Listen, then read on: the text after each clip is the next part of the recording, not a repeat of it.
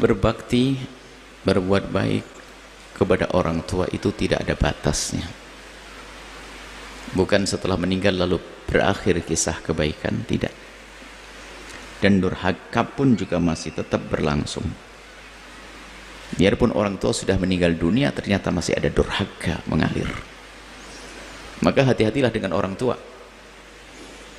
Kalau engkau membuang baktimu kepada orang tua, maka engkau telah membuang kunci kebahagiaanmu di dunia dan di akhirat. Harga mati nggak bisa ditawar lagi.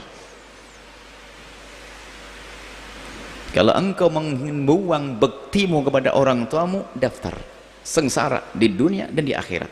Di dunia sebelum di akhirat. Hati-hati. Biarpun orang tuamu meridhoimu, orang tuamu enggak aku maafkan, tapi kalau perilakumu menyakitkan, maka ketahuilah punya hitungan sendiri di hadapan Allah. Hati-hati. Sehingga pendidikan berbakti pun juga berlanjut biarpun sudah meninggal dunia. Syarat pertama adalah penyesalan. Mungkin ada orang melakukan banyak salah pada orang tuanya. Allah Maha Kasih membuka pintu seluas-luasnya bagi yang ingin tobat, termasuk dosa kepada orang tua. Ada.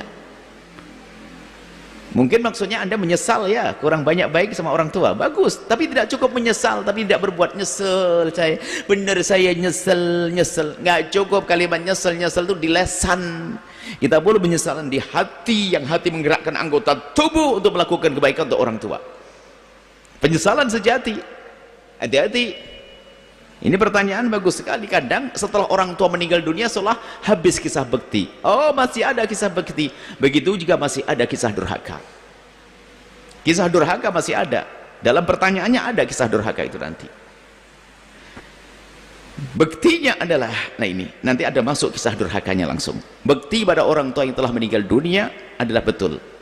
Jangan Anda berdoa kecuali orang tua Anda bawa dalam doa Anda. Sering kita banyak doa panjang lebar, ibu bapak ditinggal. Dahulukan, utamakan ibundamu, ayahandamu. Sebab sesungguhnya yang mahal adalah ingatnya. Berarti Anda rindu betul untuk berbakti, lalu Anda mengirim doa. Yang kedua, betul tadi, sedekah. Jika Anda punya uang, Anda punya rezeki, maka anggap saja bagi Anda yang menyesal ingin bakti pada ibunda Anda, lalu Anda dapat gaji 2 juta rupiah, tiba-tiba ibunda Anda bangkit minta uang, Anda kasih berapa kira-kira? Semuanya? Yakin Anda berbohong? Tidak mungkin Anda berikan semuanya. Kita perlu jujur, karena memberi kepada orang tua tidak harus ke tangannya. Anda bisa masukkan ke masjid. Anda berani masukkan 2 juta ke masjid, ke fakir miskin, yatim piatu. Kita sering berdusta berbakti kita. Betul katanya, saya berikan semuanya. Jangan ngomong semuanya. Orang tuamu masih siap menerima. Kau dermakan semuanya itu, fakir miskin nunggu, niatkan untuk orang tua saya. Boleh atau tidak? Boleh. Masjid saya kasih 2 juta saya berikan. Anda tidak berani berikan 2 juta seutuhnya. Kita perlu jujur. Berapa kira-kira? Oke. Paling tidak sebanyak-banyaknya. Memang, kenapa kok tadi ngomong 2 juta? Kenapa? Sudah tahu ibunya sudah wafat, gak kira bangun. Nah, berarti dia tidak ingin berbakti. Oh, masih bisa berbakti kepada orang tua yang telah meninggal dunia dengan rezeki Anda adalah dermakan uang Anda, sampaikan ke mereka, kirimkan transfer ke orang tua Anda melalui masjid, melalui musola, melalui fakir miskin, melalui anak yatim. Berani 2 juta tadi? Berpikir ulang akhirnya. Nah, ini kita perlu serius dengan, makanya yang utamakan tadi kami tahu, penyesalanmu di saat Anda tidak bisa berbakti, itu yang penting. Sehingga bukan sekedar 100 ribu, 200 ribu, bisa saja separuh hartaku akan aku berikan pada ibuku, saya akan bangun pondok, saya akan bangun masjid. Dan itu ada orang dengan kami, saya nyesel Bu ya, saya dapat rezeki dari orang tua saya ingin berbakti, didermakan hartanya sebanyak-banyaknya untuk orang tua. Nah, ini yang kedua.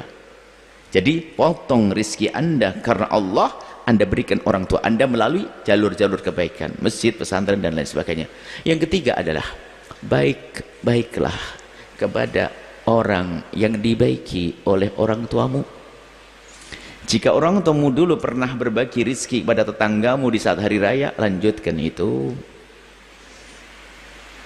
Program kebaikan selama ini orang tuamu ternyata nyantuni fakir miskin, lanjutkan itu. Termasuk yang sering dilupakan apa? Siapakah kira-kira orang yang paling dibaiki oleh orang tuamu? Yang paling dibaikin oleh orang tuamu adalah anak-anak orang tuamu. Siapa mereka? Adik dan kakak. Maka baik-baiklah kepada saudaramu, itu bektimu kepada ayah ibumu. Baik-baik. Makanya pertanyaan selanjutnya adalah waris. Maka perebut waris adalah orang jahat yang nomor rakam wahid kepada bapak ibunya.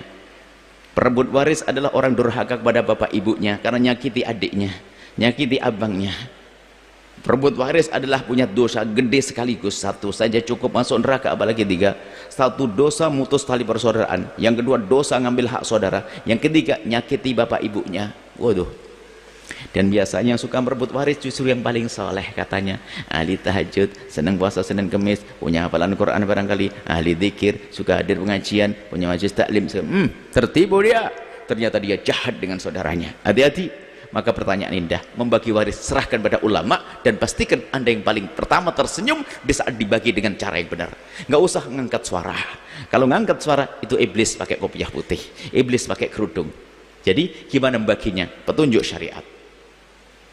Kalau Anda masih meragukan, Anda ingin mengambil hak saudara, itulah kebusukan kita dengan orang tua. Anda masih meragukan pembagian syariat, Anda punya masalah dengan Allah. Ya ini kalau sudah dari Al-Quran, dari hadis, dari Allah, dari agama, itu seadil-adilnya keadaan. Maka serahkan. Bagaimana pembagian warisan? Nggak ada masalah. Kenapa? Serahkan pada ahlinya, sudah selesai. Saya dapat berapa saja, sudah selesai. Itu yang paling penting. Pembagian waris serahkan pada ahlinya. Kalau sudah mulai kita rewel urusan waris, Masya Allah, na'udzubillah, ternyata paling banyak setan itu hari ini adalah setan waris. Yang berebut waris bukan saja si kaya, si melarat, itu hanya rebutan tikar robek sama meja patah, kaki direbut, yang penting masuk neraka jahanam. Yang berebut waris bukan saja si bodoh, akan tapi si alim pun. Lihat, kiai meninggal dunia, punya anak dua, rebutan kantin pondok nggak beres-beres. Ini ada. Hati-hati. Makanya saya kalau sudah urusan waris, saya tegas masalah ini. Banyak orang tertipu, padahal dia sering haji umroh bolak-balik. Ternyata dari duit rebutan waris, itulah orang masuk neraka lewat Mekah. Nggak sadar. Cuman lagi-lagi kenapa saya ngomong begini? Sebab perebut waris pun kadang merasa tidak sadar, seolah-olah dia masih ahli surga. Nggak segera tobat. Dengar pun kadang-kadang iya, tapi sampai di rumah balik lagi rebut waris saudaranya. Maka saya tekankan, hati-hati. Nah, itu caranya. Apa yang harus kita lakukan kepada orang tua yang telah meninggal. 3, cara berbakti dan urusan waris segera dibagi dengan cara sesuai dengan petunjuk syariah. Maka Anda adalah solehah, ahli surga insyaallah.